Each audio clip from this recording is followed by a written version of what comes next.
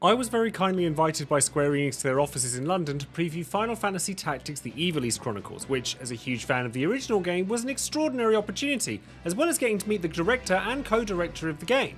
So if you want to hear about my experience and my thoughts on this brand new iteration of one of the best Final Fantasies ever made in my opinion, stay tuned.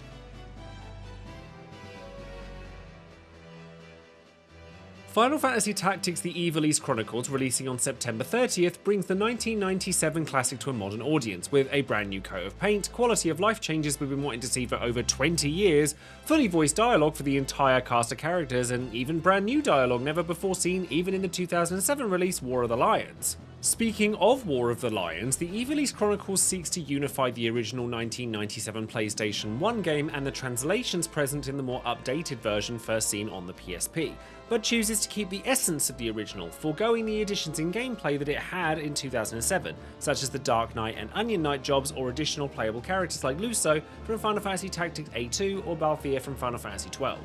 Addressing that elephant in the room, do I think it's a shame that those additions aren't present? Yeah, a little. I do think it's a weird choice, similar to leaving the extra dungeons etc. in the Pixel Remaster versions of the first 6 Final Fantasies from their GBA or PSP versions, but in the grand scheme of things, they aren't consequential to Final Fantasy Tactics as an experience, so I think it would be a shame to get too caught up in that when the foundation of the PS1 original is so strong. Cloud is still going to be playable in the Ivalice Chronicles, as is evident by the fact that we know his voice actor in the remake games, Cody Christian, reprises his role as Cloud in this game, so there's not too much of a loss in comparison to what we're gaining in this version.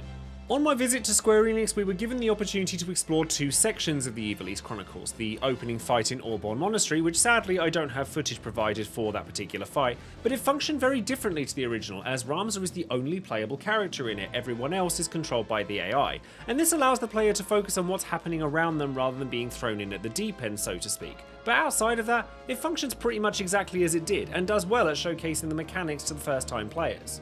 The second section though, in which we spent a lot more time dissecting what the Ivalice Chronicles has to offer from a gameplay perspective, was the fight following the prologue of the game, as Xiakele falls, protecting Princess Ivalice from being attacked and being helped by an NPC deleter.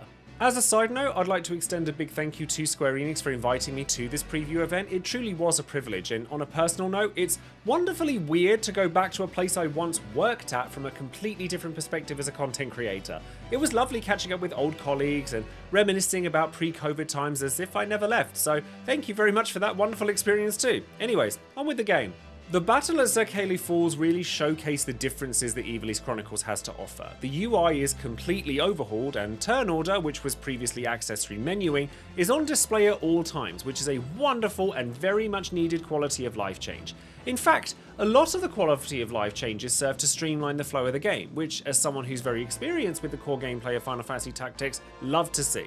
The option to speed the game up is a very welcome addition and is very much normal for tactical RPGs in this day and age, and the ability to have presets for each character, their job, their abilities and their equipment makes for a much faster pace in terms of gameplay too. Lore divers will be particularly happy to hear that additional dialogue has been added to certain cutscenes, such as this one at the very start of the game, which explains the end of the 50 Years' War that precedes the events of the game and why Ramza and Deleter are defending their city from the likes of the Corpse Brigade. And changes have been made to the encyclopedia part of the game to make it much easier to digest all of the story that's involved in the War of the Lions and the events surrounding it.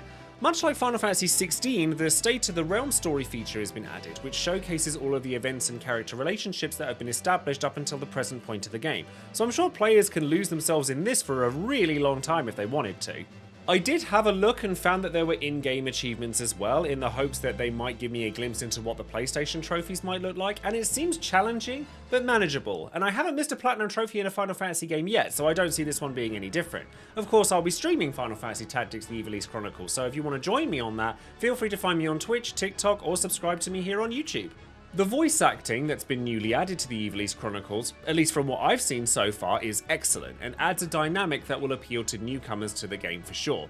Some of those voices, in fact, are voices players may well recognise. Listen out for Ramza's brother Dicedarg in particular. I'm keen to see how a certain Clive Rossfield handles a more morally ambiguous character.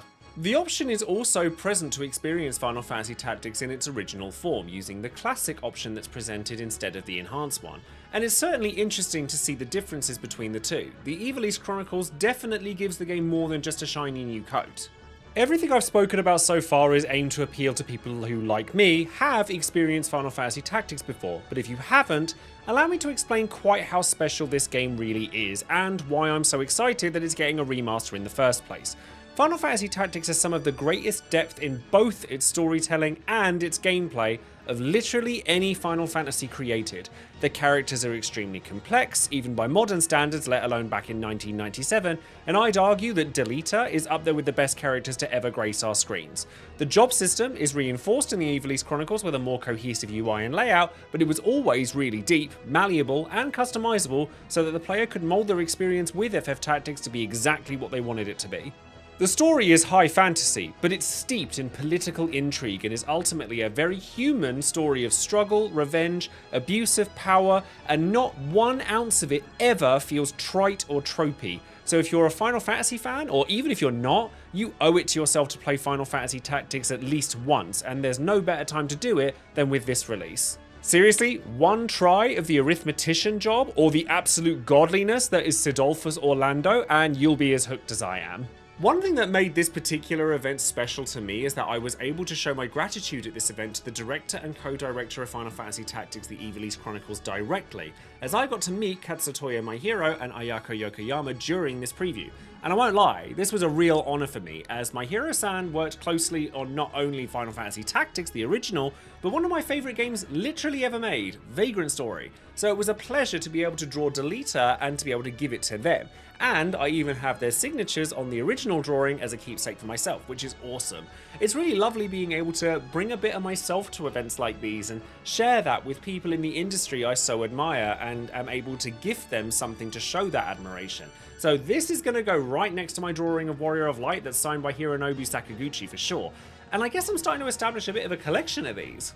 Realistically, I didn't need to play the Ivalice Chronicles to tell you how excited I was to get back stuck into Final Fantasy Tactics. I wholeheartedly believe it's one of the strongest stories Final Fantasy has ever told, and I'm just glad that a whole new generation of people will get to experience it firsthand with this version. But I did get to, and I came away even more excited than I was to begin with. I adore this game, and have done for many years and will for many more. The updates to the Ivalice Chronicles enhance the flow of the game really well, without detracting from what made the PS1 original so special in the first place. And while it would have been nice to have seen the few things that are missing to make it truly the one definitive version of this game, it's almost certainly going to be the version that people will gravitate towards most thanks to its flow, new dynamic storytelling options, and modern stylings. So thank you once again to Square Enix for the opportunity to play Final Fantasy Tactics The Ivalice Chronicles. I always have such a wonderful time with you guys, and it's always a privilege. Let me know in the comments how you feel about Final Fantasy Tactics The Ivalice Chronicles. I recently made a tier list on the protagonists of Final Fantasy to create some fun discussion, and I'm sure it's no surprise for me to tell you that Ramza featured pretty highly on that list, so give that a watch if you fancy it, and if you enjoyed this video, do click the like button and subscribe to the channel for more gaming videos. But in the meantime, thank you very much for watching, and I look forward to seeing you on the next one. Take care!